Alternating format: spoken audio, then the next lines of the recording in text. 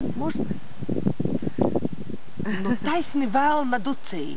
Man to viesnīcu ievajadzējās, kur piekdienā melnā, jo melnā velni un raganas smējās.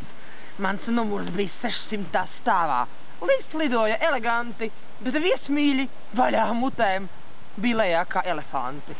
Mēs griezāmies trakā dejā, kāds kaisli koda man kājā. Bija aizmirsts mīļotais vīrs, kas skumīgi gaidīja mājā.